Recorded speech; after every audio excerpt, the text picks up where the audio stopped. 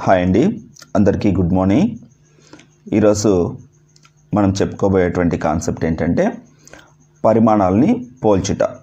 ఇది 8th క్లాస్లో సంబంధించినటువంటి కంపేరింగ్ క్వాంటిటీస్ అనేటువంటి యూనిట్లో ఉన్నటువంటి try this, do this and think, write and discuss problems యొక్క సొల్యూషన్స్ని ఏ విధంగా చేయాలనేటువంటిది ఇప్పుడు మనం నేర్చుకోబోతున్నాం.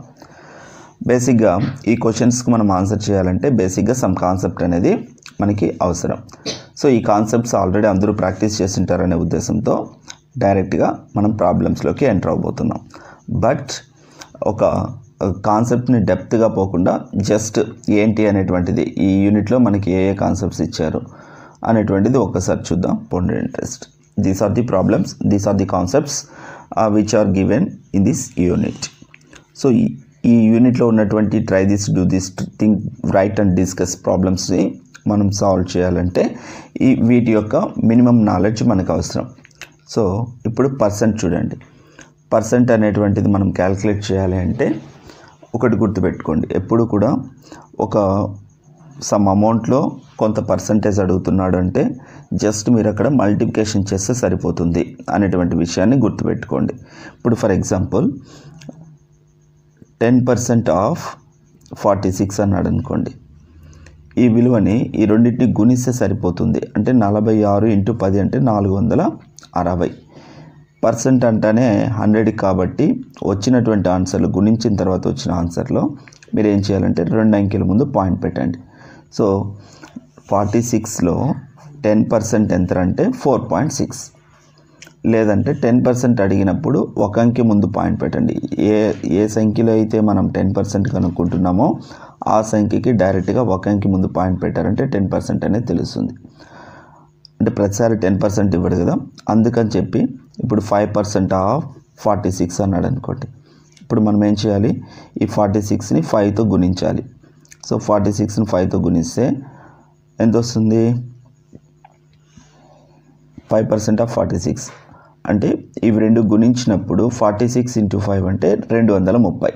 పర్సంటేజ్ ఫైండ్ అవుట్ చేసేటప్పుడు 2 అంకెల ముందు పాయింట్ పెట్టమని చెప్పాను. సో ఇక్కడ 2 అంకెల ముందు పాయింట్ పెడితే వచ్చిన ఆన్సర్ ఎంత అంటే 2.3. కాబట్టి 5% ఆఫ్ 46 ఎంత అంటే 2.3. ఇక్కడ మీరు గమనించాల్సినటువంటి ఇంకొక విషయం, సమ్ ఆఫ్ ది కేసెస్లో వీటిని రివర్స్ కూడా అడిగేటువంటి అవకాశం ఉంది. ఇప్పుడు ఫర్ ఎగ్జాంపుల్ 23లో 50% ఎంత అని అడిగినా, లేదు 23% ఆఫ్ 50 అంటే 50లో 23% అడిగినా, 23లో 50% అడిగినా ఇవి రెండు ఒకే ఆన్సర్ని రిప్రజెంట్ చేస్తాయి. కాబట్టి మనం లెక్కేసేటప్పుడు 23లో 50% అని ఇచ్చాడనుకోండి. 23లో 50% అన్నప్పుడు ఈ 23లో 50%, దీంట్లో హాఫ్ ఎంతో మనం క్యాలిక్యులేట్ చేస్తాం. సో అప్పుడైనా కూడా మీరు డైరెక్ట్గా 23 × 50 అన్నా క్యాలిక్యులేట్ చేయొచ్చు. లేదు 23లో 50% అన్నాడు కాబట్టి 23లో హాఫ్ తీసుకోవచ్చు.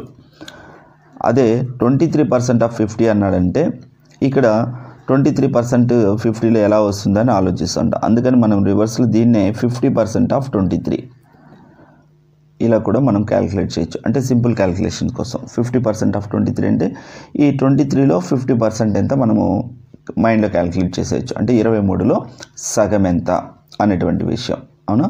కాబట్టి 23లో సగం ఎంత, 50% సగం. సో 23లో సగం అనేది మనం ఈజీ క్యాలిక్యులేట్ చేయగలుగుతాం. అది ఎంత అంటే 11.5. అదే మనం 23% ఆఫ్ 50 అన్నాడు అనుకోండి. 50లో 23% ఎంత అన్నప్పుడు ఓరల్ క్యాలిక్యులేషన్ చేయలేం. సో అలాంటప్పుడు మనం రివర్స్ క్యాలిక్యులేషన్ చేస్తాం. అంటే 50% ఆఫ్ 23 రెండు ఒకే అంకెని రిప్రజెంట్ చేస్తాయి. ఎందుకు అలా రిప్రజెంట్ చేస్తాయంటే గుణకార విషయంలో మనకి సిద్ధాంత ధర్మం అనేది పాటిస్తుంది. అంటే 3 4 12, దాన్ని రివర్స్లో 4 3 రాసినా కూడా 12. కాబట్టి ఈ పర్సంటేజ్ క్యాలిక్యులేషన్స్ చేసేటప్పుడు మల్టిప్లికేషన్స్ అనేది చాలా ఇంపార్టెంట్. సో అవసరమైతే ఫస్ట్ మీరు మల్టిప్లికేషన్స్ ఏ విధంగా ఫాస్ట్గా చేయాలనేటువంటి దాన్ని క్యాలిక్యులేట్ చేసేసుకోవడం ప్రాక్టీస్ చేయండి. And then go for the percentages, ఓకేనా? అండ్ దెన్ నెక్స్ట్ తర్వాత డిస్కౌంట్ అనేటువంటి విషయాన్ని మనం లెక్క కట్టేటప్పుడు ఇది ప్రకటన వెల మీద ఆధారపడి ఉంటుంది. సో ఏదైనా ఒక షాపుకి మనం వెళ్ళినప్పుడు వాడు ఎంత ప్రకటన వెల ఇస్తాడో దాని మీద మనకి డిస్కౌంట్ అనేటువంటిది ఉంటుంది. సో ఆ డిస్కౌంట్ని మనం క్యాలిక్యులేట్ చేసేటప్పుడు కానీ లేదా టోటల్గా డిస్కౌంట్ పోను వచ్చినటువంటి అమ్మకపు వెల అంటే అమ్మినటువంటి వెల, సేల్స్ ప్రైస్ అంటాం. ఈ వెలని క్యాలిక్యులేట్ చేసేటప్పుడు మనం ఏం గుర్తుపెట్టుకోవాలి? సో డిస్కౌంట్ అనేది ప్రకటన వెల మీదనే ఆధారపడి ఉంటుంది. కాబట్టి డిస్కౌంట్ని మనం క్యాలిక్యులేట్ చేస్తున్నామంటే ప్రకటన వెలని బేస్ చేసుకోవాలి. ఓకేనా? మరి ఎలా క్యాలిక్యులేట్ చేయాలి? ఇప్పుడు ఫర్ ఎగ్జాంపుల్ ఏదైనా ఒక వస్తువు యొక్క ధర 200 రూపాయలని ఇచ్చాడు అనుకుందాం. దాంట్లో 20% డిస్కౌంట్ ఇచ్చాడు అనుకుందాం. అయితే మనం ఎంత అమౌంట్ పే చేస్తాం? 20% డిస్కౌంట్ ఇచ్చేస్తున్నాడు కాబట్టి 80% ఆఫ్ అమౌంట్ని మనం పే చేస్తున్నాం. ఇక్కడ మీరు క్యాలిక్యులేట్ చేసేటప్పుడు డిస్కౌంట్ క్యాలిక్యులేట్ చేయాలన్నా సెల్లింగ్ ప్రైస్ క్యాలిక్యులేట్ చేయాలన్నా ఒక చిన్న విషయాన్ని గమనించండి. ఏంటి ఆ చిన్న విషయం అంటే, ఇప్పుడు ప్రకటన వెల ఇచ్చి డిస్కౌంట్ ఇచ్చేసి అమ్మకపు వెల కనుక్కోమన్నాడు అనుకోండి, మనం క్యాలిక్యులేట్ చేయాల్సింది 80%. సో మీకు ఇచ్చిన ప్రకటన వెలలో 80తో మీరు గుణకారం చేయగలిగేటప్పుడు ఈజీగా అనిపిస్తే 80% క్యాలిక్యులేట్ చేసి డైరెక్ట్గా అమ్మకపు వెల చెప్పండి. ఒకవేళ అనుకోండి, డిస్కౌంట్ అనేది 20%. సో 20% అనేది చిన్న విలువతో నేను గుణకారం ఎక్కువ ఫాస్ట్గా చేయగలను అనుకున్నప్పుడు ఇచ్చినటువంటి ప్రకటన వెలలో డిస్కౌంట్ ఎంతో ఫైండ్ అవుట్ చేసేసేయండి. తర్వాత అమ్మకపు వెల కావాలన్నప్పుడు ఏం చేయాలి? ప్రకటన వెలలో నుంచి ఆ రుసుము, ఆ డిస్కౌంట్ ఎంతైతే ఇచ్చాడో దాన్ని తీసేస్తే మనకు వచ్చేదే అమ్మిన వెల అవుతుంది. సో ఈ విధంగా గుణకారం ద్వారా మనము ఈ పర్సంటేజ్ని క్యాలిక్యులేట్ చేయడం నేర్చుకోండి. And the next VAT, taxes. So ఎలా అయితే డిస్కౌంట్ అనేది ప్రకటన వెల మీద బేస్ చేసుకొని వేసామో ఈ ట్యాక్స్లు అనేటువంటిది మార్కెట్ ప్రైస్ మీదనే డిపెండెంట్. అంటే ఇచ్చినటువంటి ట్యాక్స్ కానీ జిఎస్టీ కానీ వ్యాట్ కానీ ఇవన్నీ కూడా ఒక నిర్దిష్ట విలువ మీద పెరుగుతుంది. అంటే 10% పెరుగుతుంది, లేదా జిఎస్టీ 18% జిఎస్టీ, లేదా వాల్యూ యాడెడ్ ట్యాక్స్ ఒక 15% వ్యాట్ అన్నప్పుడు మనం ఎంత ప్రోడక్ట్ అయితే తీసుకుంటున్నామో ఆ ప్రోడక్ట్ మీద ఈ 15% ఎక్స్ట్రాగా యాడ్ చేయాలి అనేటువంటిది గుర్తుపెట్టుకోండి. సో ట్యాక్స్, వ్యాట్, జిఎస్టీ ఇవి వచ్చినప్పుడు ఇచ్చినటువంటి ప్రోడక్ట్ మీద వాడు ఎంత పర్సంటేజ్ అయితే చెప్తున్నాడో దాన్ని యాడ్ చేస్తే టోటల్గా అమ్మకపు వెల మనకి తెలుస్తుంది అన్నమాట. ఓకేనా? నెక్స్ట్ అదే డిస్కౌంట్లు అయితే మనం సబ్ట్రాక్ట్ చేస్తాం. ఆ ప్రకటన వెల మీద ఎంత డిస్కౌంట్ ఇచ్చాడో ఆ డిస్కౌంట్ని తీసేస్తే మనకు వచ్చేది అమ్మిన వెల తెలుస్తుంది. అదే వ్యాట్ కానీ జిఎస్టీ కానీ సేల్స్ ట్యాక్స్ కానీ ఇలా ఇచ్చినప్పుడు ఆ ట్యాక్స్ ఎంతైతే వస్తుందో దాన్ని వాడు ఇచ్చినటువంటి ప్రైస్కి యాడ్ చేసి టోటల్గా అమ్మకపు వెలని మనం లెక్క కట్టాల్సి ఉంటుంది. ఓకేనా? నెక్స్ట్ చూడండి, ప్రాఫిట్ అండ్ లాసెస్. సో ఈ ప్రాఫిట్ అండ్ లాసెస్ ఎలా ఉంటుందంటే, ప్రాఫిట్ కానీ లాసెస్ కానీ కొన్న వెల మీద ఆధారపడుతుంది. అంటే ఒక వ్యక్తి ఏదైనా ఒక వస్తువుని కొంత అమౌంట్ కొనుక్కున్న తర్వాత అది అతనికి క్యాపిటల్ అనమాట. ఆ క్యాపిటల్ మీద అతను బిజినెస్ చేసినప్పుడు అతను పెట్టినటువంటి ఇన్వెస్ట్మెంట్ కంటే కూడా ఎక్కువ అమౌంట్ వచ్చింది అంటే అతనికి లాభం వచ్చినట్టు, అతను పెట్టిన అమౌంట్ కంటే తక్కువ అమౌంట్ వచ్చిందంటే అతనికి నష్టం వచ్చినట్టు. కాబట్టి లాభం కానీ నష్టం కానీ దేని మీద ఆధారపడుతుందంటే కొన్న వెల మీద ఆధారపడుతుంది. ఓకేనా? సో మరి ప్రాఫిట్ ఆర్ లాస్ పర్సెంట్ అన్నప్పుడు అతను ఇన్వెస్ట్ చేసినటువంటి అమౌంట్లో 100 రూపాయలు కానీ ఇన్వెస్ట్ చేస్తే ఎంత అమౌంట్ అతనికి లాభం వచ్చేది లేదా ఎంత అమౌంట్ అతనికి నష్టం వచ్చేది అనేటువంటిది డిసైడ్ చేసేటువంటిదే లాభ శాతము లేదా నష్ట శాతం అన్నమాట. ఓకేనా? Next simple interest. సో ఈ రెండు కూడా ఇంట్రెస్ట్కి సంబంధించింది. ఏదైనా కొంత మొత్తాన్ని, ప్రిన్సిపల్ని అసలు అంటాం. ఈ అసలుని మనము ఇతరుల దగ్గర మన అవసరాలకు తగినట్టు ఇతరుల దగ్గర నుంచి తీసుకున్నప్పుడు ఆ అసలుకి మనం చెల్లించేటువంటి ఎక్స్ట్రా ధనం, అధికమైనటువంటి మూలం, మనం తీసుకున్న అమౌంట్ కంటే కూడా ఎక్కువగా ఏదైతే చెల్లిస్తామో దాన్నే ఇక్కడ మనం వడ్డీ అంటాం. ఈ వడ్డీ లెక్కగట్టే విధానం 2 రకాలుగా ఉంటాయి. ఒకటి బారు వడ్డీ, రెండోది చక్రవడ్డీ. మరి ఈ బారు వడ్డీ అంటే ఎలా ఉంటుందంటే, మనం తీసుకున్నటువంటి అసలుకి వడ్డీ కట్టి ఇంత అమౌంట్ అయింది అని లెక్కగట్టి ఇవ్వడం బారు వడ్డీ. చక్రవడ్డీ ఏంటంటే వచ్చినటువంటి వడ్డీకి మళ్ళీ వడ్డీని లెక్కగట్టడం చక్రవడ్డీ. అంటే వడ్డీకి వడ్డీ లెక్కగట్టేటువంటి పద్ధతిని చక్రవడ్డీ అంటాం. సో ఇప్పుడు ఈ రెండు చక్రవడ్డీ కానీ బారు వడ్డీ కానీ లెక్కగట్టేటప్పుడు మనం గుర్తుంచుకోవాల్సినటువంటి అంశాలు ఏంటంటే ప్రిన్సిపల్ ఎంత అంటే అసలు ఎంత అప్పు తీసుకున్నాడు, రేట్ ఆఫ్ ఇంట్రెస్ట్ ఎంత. సో రేట్ ఆఫ్ ఇంట్రెస్ట్ ఎంత అంటే ఈ రేట్ ఆఫ్ ఇంట్రెస్ట్ ఎప్పుడు కూడా సంవత్సరానికి క్యాలిక్యులేట్ చేయబడుతుంది. ఓకేనా. నెక్స్ట్ రేట్ ఆఫ్ ఇంట్రెస్ట్ తర్వాత టైం పీరియడ్, ఎన్ని సంవత్సరాలు అతను తీసుకోవడం జరిగింది. ఈ మూడింటిని దృష్టిలో ఉంచుకొని మనం ప్రాబ్లమ్స్ చేస్తాం. సో ఈ సింపుల్ ఇంట్రెస్ట్కి సంబంధించి ఆల్రెడీ మనం ఒక వీడియోని చేసినాం. దానికి సంబంధించినటువంటి లింక్ కూడా డిస్క్రిప్షన్ బాక్స్లో ఇవ్వడం జరుగుతుంది. ఒకవేళ ఈ సింపుల్ ఇంట్రెస్ట్ గురించి మీకు ఇంకా కొంచెం డెప్త్గా కావాలనుకున్న వాళ్ళు ఆ వీడియోని చూడండి. నెక్స్ట్ చక్రవడ్డీ. ఈ చక్రవడ్డీ క్యాలిక్యులేట్ చేసేటప్పుడు సాధారణంగా మనం యూజ్ చేసేటువంటి ఫార్ములా ఏంటంటే P × 1 + R/100 whole power n. ఇక్కడ P అనేటువంటిది ప్రిన్సిపల్, R అనేటువంటిది rate of interest and n అనేది పీరియడ్, ఎన్ని సంవత్సరాలు తీసుకున్నాడు అనేటువంటి దాన్ని అక్కడ క్యాలిక్యులేట్ చేసేటువంటి విధానం. యాన్యువల్లీ క్యాలిక్యులేట్ చేస్తున్నాడా, లేకపోతే క్వార్టర్లీ క్యాలిక్యులేట్ చేస్తున్నాడా, హాఫ్ ఇయర్లీ క్యాలిక్యులేట్ చేస్తున్నాడా అనేటువంటి దాన్ని ఎన్నిసార్లు మనం అక్కడ వడ్డీకి వడ్డీని లెక్క కట్టాలి అని తెలియజేసేటువంటిదే n అన్నమాట. సో ఈ సూత్రం ప్రకారం మనం చక్రవడ్డీని క్యాలిక్యులేట్ చేస్తాం. ఇప్పుడు మనం కాన్సెప్ట్లోకి వెళ్ళిపోదాం. ఫస్ట్ క్వశ్చన్, ఒక ప్రాథమిక పాఠశాలలో విద్యార్థుల తల్లిదండ్రులు వారి పిల్లలకు రోజులో ఎన్ని గంటలు ఇంటి పని చేయడంలో సహాయపడతారో అని తెలుసుకోవడం జరిగింది. అందులో 90 మంది తల్లిదండ్రులు రోజులో అరగంట నుండి 1.5 గంట వరకు సహాయం చేస్తున్నారు. ప్రక్కపటంలో ఎంతమంది తల్లిదండ్రులు వారి పిల్లలకు ఎంత సమయం కేటాయించారో చూపడమైంది. ఇక్కడ డయాగ్రామ్ ఇచ్చారు. ఈ డయాగ్రామ్ గమనించండి. ఇక్కడ ఇచ్చినటువంటి చార్ట్లో 50% ఆఫ్ మెంబర్స్, 50% మంది తల్లిదండ్రులు వాళ్ళ పిల్లలకి సహాయం చేయని వాళ్ళు, వీళ్ళు చేయట్లేదు, సహాయం చేయట్లేదు. తర్వాత ఏమైనా చూడండి, 30% ఆఫ్ మెంబర్స్ అరగంట నుంచి 1.5 గంట వరకు సహాయం చేసేటువంటి తల్లిదండ్రులు ఉన్నారు. మరి ఈ 20% ఎవర్రా అంటే 1.5 గంట కంటే ఎక్కువ సహాయం చేసేవారు. ఓకేనా. ఇక్కడ మొత్తము పేరెంట్స్ని 3గా డివైడ్ చేయడం జరిగింది. ఒకటి, పిల్లలకి హోంవర్క్ చేయడంలో సహాయం చేయని వాళ్ళు, అరగంట కంటే ఎక్కువ సహాయం చేసేవాళ్ళు, అరగంట నుండి 1.5 గంట వరకు సహాయం చేసేటువంటి వారు.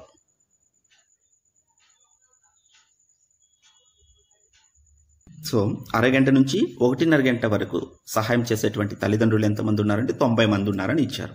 అది ఇక్కడ మన డేటా గమనించినట్లయితే ఎంత పర్సెంటేజ్కి సమానం చూడండి, 30%కి సమానం. కాబట్టి 30% ఆఫ్ మెంబర్స్ ఎంతమంది ఉన్నారంటే 90 మంది ఉన్నారు. అయితే మనం కనుక్కోవాల్సింది మొత్తం తల్లిదండ్రులు కాబట్టి, సర్వే చేసినటువంటి మొత్తం తల్లిదండ్రులు కాబట్టి అది 100%. సో ఇక్కడ మనం 100% ఎంతో కనుక్కోవాలి. Unitary method. ఓకేనా. సో యూనిటరీ మెథడ్లో డిఫరెంట్ మెంబర్స్ డిఫరెంట్ విధంగా నేర్చుకుంటారు. సో ఇప్పుడు మనం ఏం చేస్తున్నాం, 30% 90 మెంబర్స్ అయితే 100% ఎంత. సో ఇక్కడ డైరెక్ట్గా క్యాన్సిలేషన్ పోతుందండి. 31 33 90 కాబట్టి అంటే 1% ఆఫ్ మెంబర్స్ ఎంత అంటే 3 మెంబర్స్. 100% ఆఫ్ మెంబర్స్ ఎంత అంటే 3 × 100. కాబట్టి 300 మెంబర్స్ పేరెంట్స్ని అక్కడ సర్వే చేయడం జరిగింది. ఓకేనా. అండ్ ద నెక్స్ట్ క్వశ్చన్ చూడండి, సహాయం చేయట్లేదని తెలిపిన తల్లిదండ్రులు ఎంతమంది, హెల్ప్ చేయనటువంటి తల్లిదండ్రులు. ఇక్కడ చూస్తే మొత్తం 100% 300 అని తెలిసిపోయింది. సహాయం చేయనటువంటి తల్లిదండ్రులు ఎంతమంది ఉన్నారండి, 50%. సో 100% 300 అయినప్పుడు 50% ఎంత. సో దీంట్లో హాఫ్ కదా, కాబట్టి 300లో కూడా హాఫ్ అంటే 150 మంది పేరెంట్స్ వాళ్ళ పిల్లలకి హెల్ప్ చేయట్లేదు హోంవర్క్ చేసే దాంట్లో. అంటే నెక్స్ట్ క్వశ్చన్ చూడండి, 1.5 గంట కంటే ఎక్కువ సమయం సహాయం చేస్తున్నటువంటి తల్లిదండ్రులు ఎందరు. 1.5 గంట కంటే ఎక్కువ సమయం హెల్ప్ చేస్తున్నటువంటి వాళ్ళు, అటువంటి వాళ్ళు ఎంతమంది ఉన్నారండి, 20%. సో ఇప్పుడు మనం కనుక్కోవాల్సింది 20% ఆఫ్ మెంబర్స్ ఎంత. ఆల్రెడీ మనకి 1% వచ్చి 3 అని తెలుసు. కాబట్టి 20% కాబట్టి 1% 3 అయినప్పుడు 20% కావాలంటే ఇంటూ 20, రైట్. కాబట్టి 3 × 20 32 60. సో 60 మంది తల్లిదండ్రులు వాళ్ళ పిల్లలకి 1.5 గంట కంటే ఎక్కువ సేపు ఎక్కువ సమయం స్పెండ్ చేస్తున్నారు అన్నమాట హోంవర్క్ చేయడానికి. ఓకేనా, go for the next question.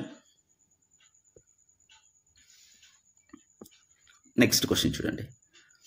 ఒక దుకాణంలో వస్తువులపై 20% రుసుము ఇస్తే వస్తువుల అమ్మకపు వెల ఎంత?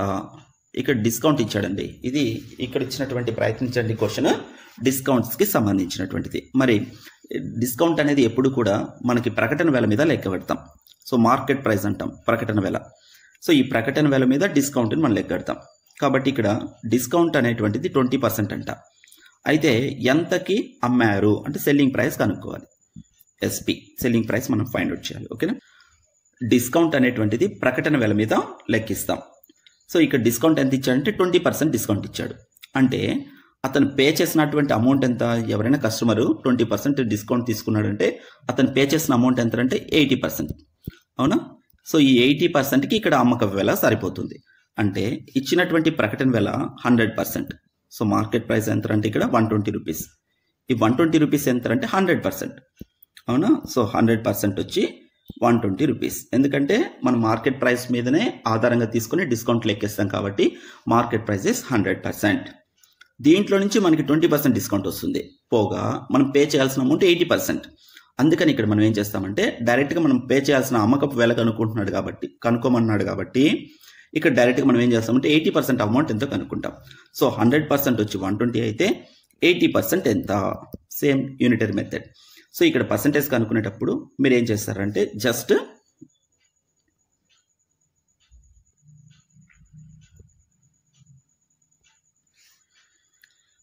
సో 80% ఎంత? ఇక్కడ మనము కనుక్కునేటప్పుడు 80% కనుక్కోవాలి కాబట్టి ప్రకటన వెల 120 కాబట్టి ఇంటూ 120 పెట్టేసేయండి.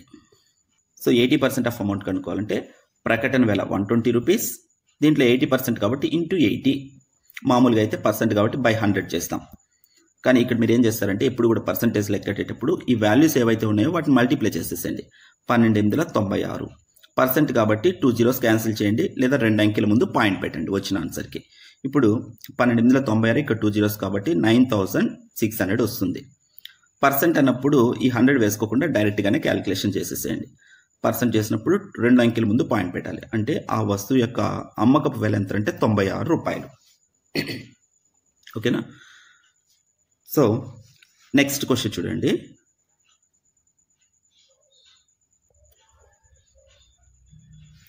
ఒక జత చెప్పుల ప్రకటన వెల 750 రూపాయలు. ఇక్కడ కూడా చూడండి ప్రకటన వెల ఎంత అంటే 750 రూపాయలు. దీంట్లో కూడా వాడు ఎంత డిస్కౌంట్ ఇచ్చాడంటే 20% డిస్కౌంట్ ఇచ్చాడు. సో పే చేసిన అమౌంట్ ఎంత అంటే 80%. సో 80%, దీంట్లో 80% ఎంత? సో మీరు ఏం చేస్తారంటే ఇంటూ 80 చేయండి. ఇంటూ 80 చేశారంటే 8తో గుణిస్తాం. చూడండి 8×5 40, 8×56, ఇదొక 4 60, 600. ఈ 2 జీరోస్ ఉన్నాయి కదా కాబట్టి 2 జీరోస్. కాబట్టి మనం పర్సెంట్ కనుక్కోవాలి కాబట్టి వచ్చిన ఆన్సర్లో 2 అంకెల ముందు పాయింట్ పెడతాం. లేదు మీరు డైరెక్ట్గా 7 సున్నాలు కూడా క్యాన్సిల్ చేసేయచ్చు. So 600 rupees. ఓకేనా? దీన్ని ఇంకొక విధంగా కూడా మనం క్యాలిక్యులేట్ చేయొచ్చు. ఎలా అంటే మీకు 20% కనుక్కున్నారనుకోండి 750 రూపీస్లో 20% కాబట్టి ఇంటూ 20 చేయండి.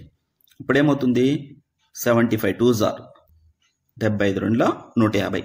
ఇక్కడ ఒక 0 ఇక్కడ ఒక 0 ఉంది కాబట్టి 2 జీరోస్. పర్సెంట్ కనుక్కుంటున్నాం కాబట్టి 2 అంకెల ముందు పాయింట్ అంటే 150.00. ఈ 2 సున్నాలు లెక్కలేదు కాబట్టి మనకు వచ్చిన డిస్కౌంట్ ఎంత అంటే 150 రూపాయలు. సో 150 రూపాయలు డిస్కౌంట్ 750 రూపాయలు చెప్పాడు. 150 రూపాయలు డిస్కౌంట్ కాబట్టి మనం పే చేసిన అమౌంట్ ఎంత అంటే ఆ 750లో 150 తీసేస్తాం అంటే 600 రూపీస్. ఓకేనా? సో ఈ విధంగా మనం క్యాలిక్యులేట్ చేయొచ్చు. నెక్స్ట్ చూడండి, ఒక సంచి ప్రకటన వెల 250 రూపాయలు. సో ఇక్కడ కూడా 20% డిస్కౌంట్ కాబట్టి మీరు క్యాలిక్యులేట్ చేసేటప్పుడు గుణకారం చేసేది మీరు 20తో ఈజీగా గుణకారం చేస్తాం అనుకుంటే 20తో గుణించండి. లేదు 80తో డైరెక్ట్గా చేయగలం అనుకుంటే ఇంటూ 80 చేయండి. 80తో చేస్తే డైరెక్ట్గా అమ్మకపు వెల తెలుస్తుంది. 20తో చేస్తారంటే డిస్కౌంట్ ఎంత ఇచ్చారో తెలుస్తుంది. సో ప్రకటన వెలలో నుంచి డిస్కౌంట్ని తీసేస్తే అమ్మిన వెల తెలుస్తుంది అనమాట. సో ఇప్పుడు ఇక్కడ చూడండి 25 to 50. ఈ 2 జీరోస్ పర్సెంట్ కాబట్టి నేను ఆల్రెడీ 0 జీరోస్ క్యాన్సిల్ చేస్తున్నాను. అంటే 50 రూపీస్ డిస్కౌంట్ వచ్చింది. సో 250 రూపాయలు ప్రకటన వెల, 50 రూపాయలు డిస్కౌంట్ కాబట్టి పే చేయాల్సిన అమౌంట్ ఎంత అంటే ఆ 250లో 50 తీసేస్తే 200 రూపీస్ అమ్మకపు వెల అవుతుంది. ఓకేనా? లేదు మీరు ఏం చేస్తారు, ఒకవేళ అమ్మకపు వెల 80% అనుకుంటున్నాం కాబట్టి 250లో 80%. సో పర్సెంట్ అంటే మామూలుగా బై 100 వేస్తాం. మీరు దీని గురించి ఆలోచించకండి, పర్సెంట్ గురించి బై 100 అనేది ఆలోచించకుండా 80% కనుక్కోవాలి. కాబట్టి ఈ 25ని 8తో గుణించండి. 25ని 8తో గుణిస్తే ఎంత అవుతుంది? 200. ఇక్కడ ఒక 0 ఉంది, ఇక్కడ ఒక 0 ఉంది. పర్సెంట్ కాబట్టి 2 zeros క్యాన్సిల్ చేసేయండి. సో మనకు ఫైనల్గా మిగిలినటువంటి అమౌంట్ ఎంత అంటే 200. కాబట్టి అమ్మకపు వెల 200 రూపీస్. నెక్స్ట్ క్వశ్చన్ చూడండి. 15,000 రూపాయలు ప్రకటన వెల గల మేజాబల్ల 14,400కి లభిస్తే ఇవ్వబడిన రుసువును మరియు రుసువు శాతాన్ని కనుక్కోండి అన్నాడు. ఇక్కడ వాడు అనౌన్స్ చేసినటువంటి ప్రైస్ అంటే ప్రకటన వెల ఎంత అంటే 15,000. అమ్మిన వెల ఎంతకి ఇచ్చాడంటే 14,400 రూపాయలకి ఇచ్చాడు. అంటే ఎంత డిస్కౌంట్ ఇచ్చాడంటే దీంట్లో నుంచి దీన్ని తీసేయాలి. సో 15,000 నుంచి 14,400 తీసేస్తే ఇచ్చినటువంటి రుసువు 600 రూపాయలు ఇచ్చాడు. ఓకేనా? సో ఈ 600 రూపాయలు ఎంతకి డిస్కౌంట్గా ఇచ్చాడు? 15,000 రూపాయలకి. సో 15,000 రూపాయలకు గాను వచ్చినటువంటి డిస్కౌంట్ ఎంత అంటే 600. ఓకేనా? మీరు మార్కులు వేస్తారు చూడండి. మామూలుగా ఒక 50 మార్కులకి ఎగ్జామ్ పెడితే 50 మార్కులకి మీకు 20 మార్కులు వచ్చాయనుకుందాం, లేదా 50 మార్కులకి ఒక 40 మార్కులు వచ్చాయనుకుందాం. సో దాన్ని మార్కుల్లో వేసేటప్పుడు ఎలా వేస్తాం? 50 మార్కులకు గాను 40 మార్కులు వచ్చాయి, ఇలా భిన్న రూపంలో రాస్తాం. అవునా? సేమ్ ఇదే విధంగా ఇక్కడ మనకి 15,000కు గాను వచ్చిన రుసుము ఎంత అంటే 600. కాబట్టి దీన్ని భిన్న రూపంలో మనం రాయాలంటే 600/15,000.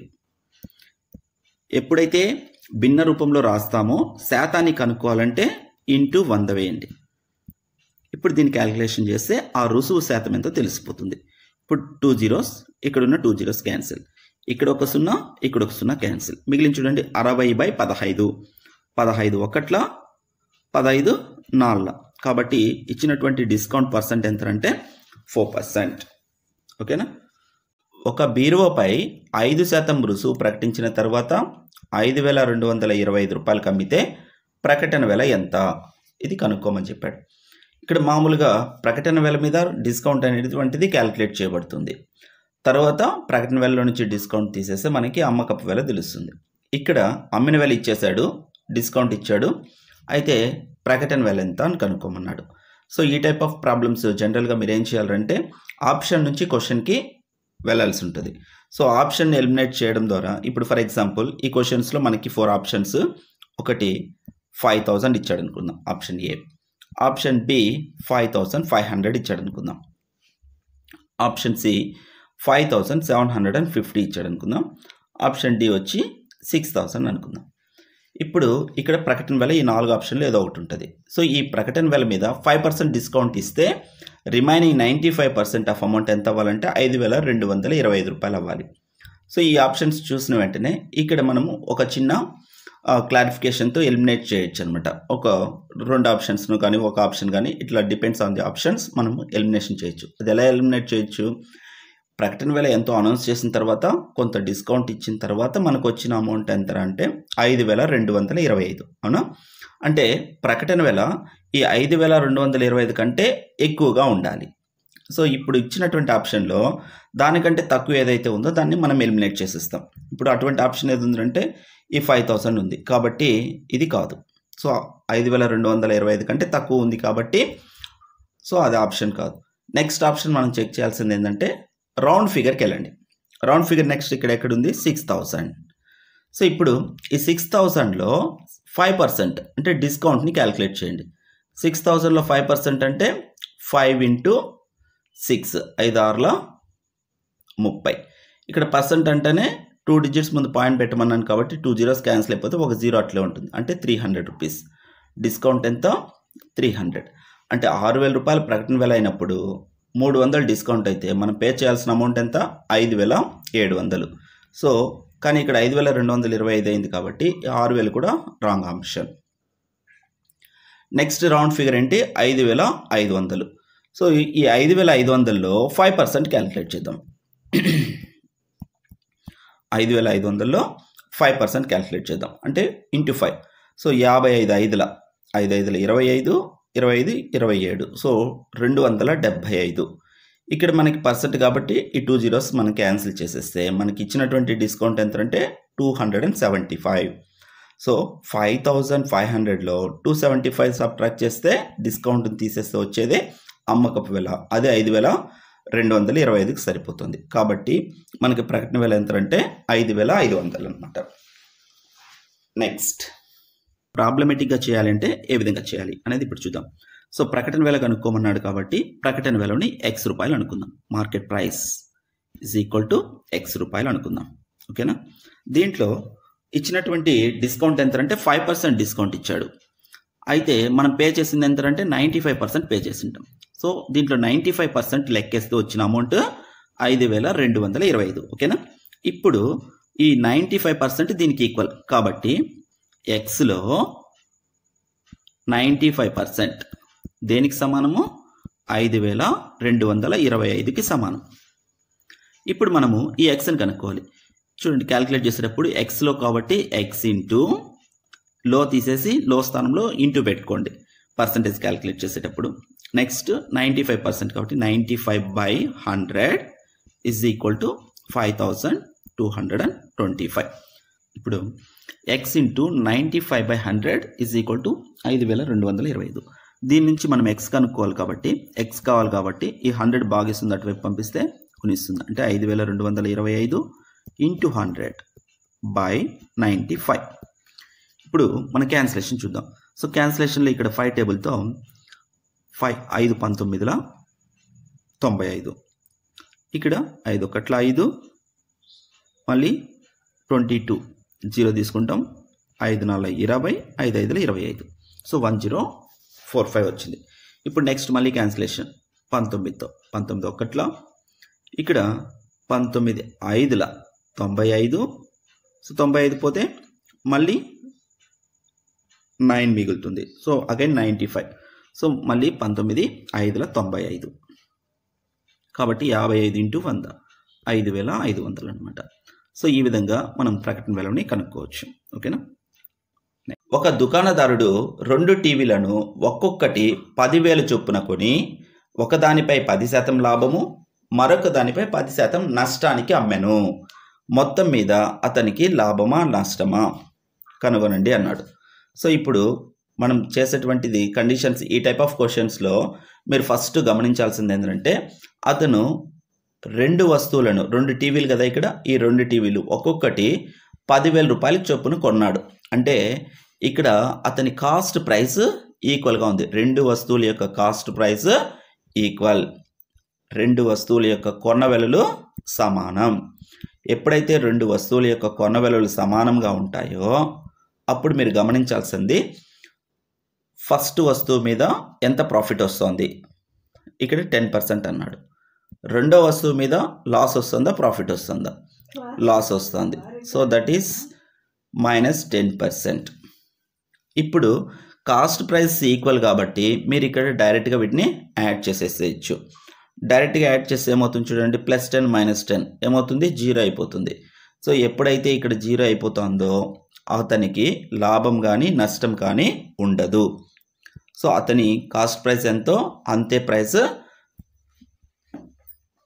ఆఫ్టర్ ది బిజినెస్ అంతే అమౌంట్ వచ్చి ఉంటుంది అనమాట. కాబట్టి అతనికి లాభం కానీ నష్టం కానీ ఉండదు. కానీ ఇక్కడ మీరు నేర్చుకోవాల్సింది ఈ టైప్ ఆఫ్ క్వశ్చన్స్ ఇచ్చినప్పుడు ఇక్కడ 2 10% 10% అని ఇచ్చాడు కదా, ఒక్కొక్కసారి దాని వేరియేషన్ ఇచ్చినప్పుడు, ఇప్పుడు ఫర్ ఎగ్జాంపుల్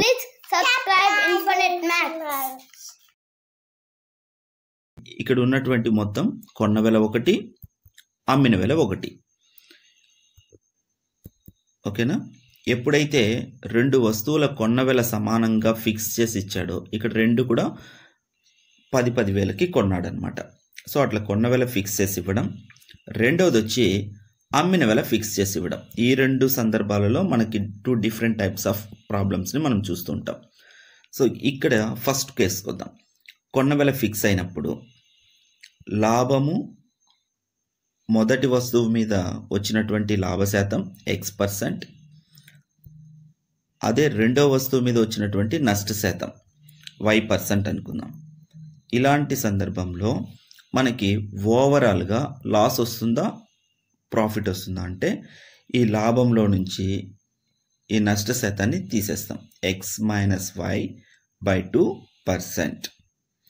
ఈ x-y/2% అనేటువంటిది కన్నా ప్లస్లో వచ్చిందనుకోండి, అది ప్రాఫిట్ పర్సెంట్. ఒకవేళ ఇది మైనస్లో వచ్చిందంటే వచ్చినటువంటి ఆన్సర్ లాస్ పర్సెంట్ అని అర్థం. ఓకేనా? ఇక్కడ ఇచ్చినటువంటి ప్రశ్న మీరు గమనించినట్లయితే ఇక్కడ కొన్న వెల ఫిక్స్ అయిపోయింది, 10,000కి ఫిక్స్ చేశారు. కొన్న వెల రెండింటి యొక్క కొన్న వెల 10,000. అయితే మొదటి దాని మీద 10% లాభం వస్తుంది, రెండవ దాని మీద 10% నష్టం వస్తుంది. ఈ సందర్భంలో మనం x-y అంటే 10 - 10 0 అయిపోతుంది. సో 0/2 0. కాబట్టి ఇక్కడ లాస్ కానీ ప్రాఫిట్ కానీ రాదు ఈ సందర్భంలో. ఓకేనా? నెక్స్ట్ మనకి ఎక్సర్సైజ్లో 5th క్వశ్చన్ ఒకటి ఉందండి. ఏంటి ఆ 5th క్వశ్చన్ అంటే, ఒక దుకాణదారుడు VCR మరియు టీవీలను 2 వస్తువులు, ఈ రెండింటిని 8,000 రూపాయలు కొన్నాడంట. 8,000 రూపాయలకు కొని VCRని వచ్చి 4% లాస్కి ఇచ్చాడు. 4% లాస్. అదే టీవీని వచ్చి 8% ప్రాఫిట్కి ఇచ్చాడంట. అయితే ఓవరాల్గా అతనికి వచ్చేది లాభమా నష్టమా, నష్ట శాతాన్ని కనుగొనండి అన్నాడు. ఇప్పుడు ఇక్కడ కొన్న వెలలు 2 సమానం అండి. ఎంత? 2 వస్తువులను కూడా ఒక్కొక్క దానిని 8,000 రూపాయలు కొన్నాడు. సో కొన్న వెలలు ఫిక్స్ అయిపోయినాయి. అవునా? కాబట్టి ఇప్పుడు మొదటి వస్తువు VCR. ఈ VCR మీద అతనికి వచ్చింది ప్రాఫిటా లాసా అండి? 4% లాస్. నెక్స్ట్ రెండవ వస్తువు టీవీ. ఈ టీవీ మీద అతనికి వచ్చినటువంటిది ప్రాఫిటా లాసా? 8% ప్రాఫిట్. ఇప్పుడు మనం గమనించాల్సింది ఏంటంటే, కొన్న వెలలు ఫిక్స్ అయిపోయినాయి, కామన్గా ఉన్నాయి. రెండిట్లో యొక్క కొన్న వెలలు కామన్. ఒకదాని మీద లాస్ వచ్చింది, ఒకదాని మీద ప్రాఫిట్ వచ్చింది. చూస్తే ప్రాఫిట్ ఎక్కువగా ఉంది కదా, కాబట్టి ఓవరాల్గా కూడా ప్రాఫిట్ వస్తుంది. ఫస్ట్ థింగ్, ఆ ప్రాఫిట్ ఎంత పర్సెంట్ అనేటువంటిది మనం క్యాలిక్యులేట్ చేయాలంటే ఈ ఫార్ములాని యూజ్ చేసుకుంటాం. x-y/2 అంటే ఇక్కడ x అనేది ప్రాఫిట్. సో ప్రాఫిట్ పర్సెంట్ వచ్చి 8%. సో 8లో నుంచి 4 తీసేస్తాం బై 2. 8లో నుంచి 4 పోతే 4/2 అంటే 2%. కాబట్టి అక్కడ అతనికి ఓవరాల్గా 2% ప్రాఫిట్ వస్తుంది అనమాట. సెకండ్ సందర్భం. రెండో సందర్భం ఏంటి? ఇంతకుముందు కొన్న వెల ఫిక్స్డ్. ఇప్పుడు రెండో సందర్భం ఏంటంటే అమ్మిన వెల ఫిక్స్ అయినప్పుడు.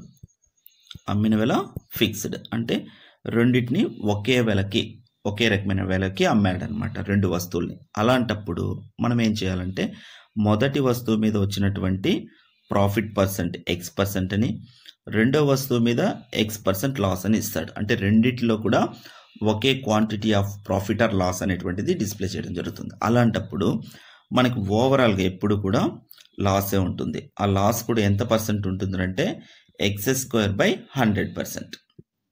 ఓకేనా? సో ఇది ఓవరాల్ లాస్ని తెలియజేస్తుంది. ఇప్పుడు ఫర్ ఎగ్జాంపుల్, ఒక వ్యక్తి 2 వస్తువులని ప్రతి ఒక్కదాన్ని 500 రూపాయలకి అమ్మాడు అనుకుందాం. అలా అమ్మడం వల్ల మొదటి వస్తువు మీద 2% ప్రాఫిట్ వచ్చింది, రెండో వస్తువు మీద 2% లాస్ వచ్చింది. లాస్. రెండో వస్తువు మీద 2% లాస్, మొదటి వస్తువు మీద 2% ప్రాఫిట్ వచ్చింది. అయితే ఓవరాల్గా అతనికి ప్రాఫిటా లాసా, అయితే ఎంత శాతం అని అడుగుతాడు అనుకుందాం. ఇలాంటి సందర్భంలో ఇక్కడ అమ్మిన వెల ఫిక్స్డ్. మీరు గమనించాల్సిన విషయాలు, అమ్మిన వెల ఫిక్స్డ్. నెక్స్ట్ శాతాలు ఫిక్స్. అవునా? సో శాతాలు కూడా ఫిక్స్ అయిపోయాయి కాబట్టి అప్పుడు ఓవరాల్గా లాస్ అనేటువంటిదే వస్తుంది అనమాట. సో ఓవరాల్గా లాస్. So loss percent. ఆ లాస్ పర్సెంట్ ఎంత అంటే x²/100%. ఇక్కడ x అనేది కామన్ 2 కాబట్టి 2²/100%. 2² అంటే 4/100. సో 4/100 అంటే దట్ ఈస్ ఈక్వల్ టు 0.04. ఇంత పర్సెంట్ అతను ఓవరాల్గా లాస్లో ఉంటాడనమాట. ఓకేనా? నెక్స్ట్ క్వశ్చన్, లాభశాతం 5% అయినా క్రింది వాటి అమ్మిన వెలని కనుక్కోండి. ఇక్కడ మనం అమ్మిన వెల కనుక్కోవాలి. అయితే ఆప్షన్స్ ఏమిచ్చాడు చూడండి. ఫస్ట్ క్వశ్చన్, 700 ఖరీదు కలిగినటువంటి సైకిల్పై అదనపు ఖర్చు 50 రూపాయలు. అయితే ఇక్కడ మనం సెల్లింగ్ ప్రైస్ ఎంతో కనుక్కోవాలి. అంటే అతను చేసినటువంటి ఇన్వెస్ట్మెంట్ చూడండి, 700 రూపాయలు ఖరీదు, దాని మీద ఎక్స్ట్రాగా ఒక 50 రూపాయలు పెట్టాడు కాబట్టి అతను చేసిన మొత్తం ఇన్వెస్ట్మెంట్ ఎంత అంటే 750 రూపాయలు. సో ఈ 750 రూపాయల మీద అతనికి లాభ శాతం ఎంత వచ్చిందంటే 5% ప్రాఫిట్ వచ్చింది. సో మొత్తం అమౌంట్ ఎంత అంటే 100%. సో 100% ఎంత అంటే 750 రూపీస్. అయితే 5% ప్రాఫిట్ వచ్చింది కాబట్టి ఈ 5%ని మనం సపరేట్గా 5% అన్నా కనుక్కోవచ్చు. లేదు 5% ప్రాఫిట్ కాబట్టి 100 + 5 అంటే 105%. సో ఈ 105% ఎంత అని కనుక్కుంటే అమ్మిన వెల తెలుస్తుంది. లేదు 5% ఫస్ట్ ప్రాఫిట్ ఎంత, 5% అమౌంట్ మనం కనుక్కున్నాం అనుకోండి, ప్రాఫిట్ అమౌంట్ తెలుస్తుంది. సో ఇన్వెస్ట్ చేసిన దానికి ఈ ప్రాఫిట్ అమౌంట్ని యాడ్ చేస్తే వచ్చేదే అమ్మిన వెల అవుతుంది. కాబట్టి ఇక్కడ 100% వచ్చి 750 రూపీస్. ఓకేనా. అయితే ఇక్కడ మనం ఏం చేస్తామంటే 5% కనుక్కుందాం. సో 100% 750 అయితే 5% ఎంత, యూనిటరీ మెథడ్. ఓకేనా. లేదు ఈ 100ని ఈ 5% రావాలంటే 20తో భాగించాలి. 20తో భాగిస్తే 5 వస్తుంది. కాబట్టి ప్రపోర్షనేట్గా దీన్ని కూడా మనం ఏం చేయాలంటే 20తో భాగాహారం చేయాలి. సో 750ని 20తో డివైడ్ చేస్తే 0 0 క్యాన్సిల్, 75లో by 2 అంటే హాఫ్ అంటే 37.5. సో 5% ఎంత అంటే 37 రూపాయల 50 పైసలు. అయితే ఇప్పుడు మొత్తం మనకి కావాల్సినటువంటిది ఏంటంటే అమ్మిన వెల ఎంత.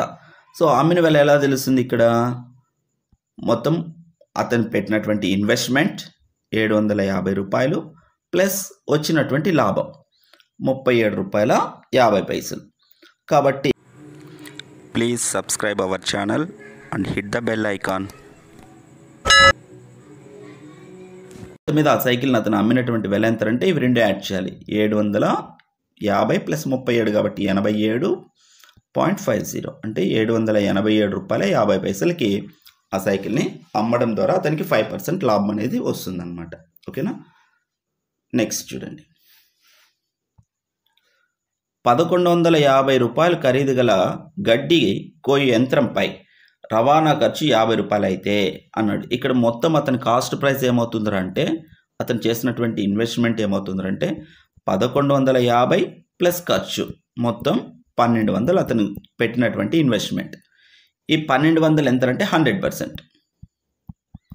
100% వచ్చి 1200 అతను చేసినటువంటి ఇన్వెస్ట్మెంట్.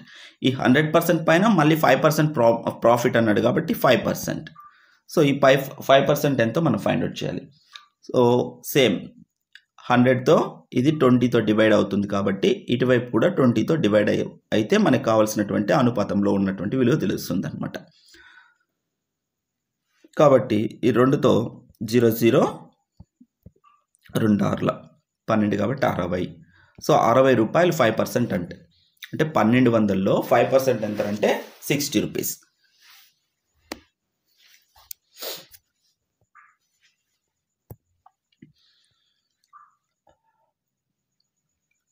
నెక్స్ట్ క్వశ్చన్ చూడండి, 1150 ఖరీదు గల గడ్డి కోయి యంత్రంపై రవాణా ఖర్చు 50 రూపాయలు అయితే లాభ శాతం 5% అయితే సెల్లింగ్ ప్రైస్ ఎంత, ఇది మనం ఫైండ్ అవుట్ చేయాల్సింది. అవునా. కాబట్టి ఇక్కడ అతను అయినటువంటి మొత్తం కాస్ట్ ప్రైస్ చూడండి, 1150 రూపాయలు ఆ గడ్డి కోయి యంత్రం, దాని మీద 50 రూపాయలు అయినటువంటి ఖర్చు. కాబట్టి టోటల్గా అతనికి ఇన్వెస్ట్మెంట్ అమౌంట్ ఎంత అంటే 1200 రూపాయలు. సో ఈ 1200 రూపాయలకి అతను స్పెండ్ చేస్తే 5% ప్రాఫిట్ వచ్చిందంట. అంటే అతను స్పెండ్ చేసిన అమౌంట్ ఎంత అంటే 100% అమౌంట్ ఎంత అంటే 1200.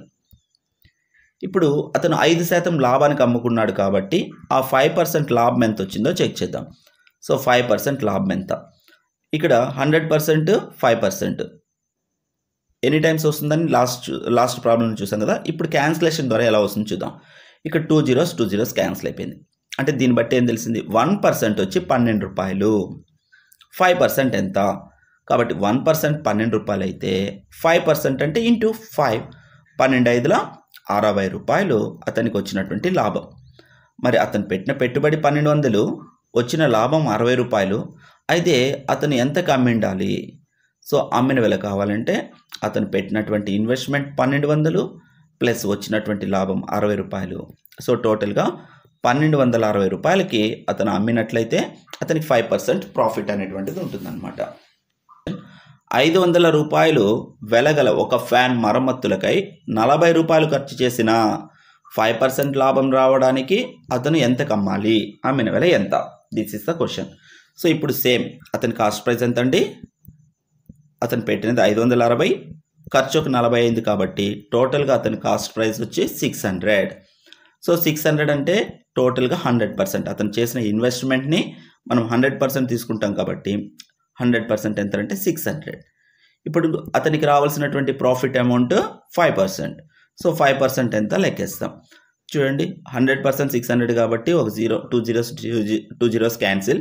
1% అంటే 6 రూపీస్, 5% కావాలి. 1%కి 6 కాబట్టి 5%కి ఇంటూ 6 ఇంటూ 5 6/5లో 30 రూపాయలు అతనికి ప్రాఫిట్ వచ్చిందనమాట.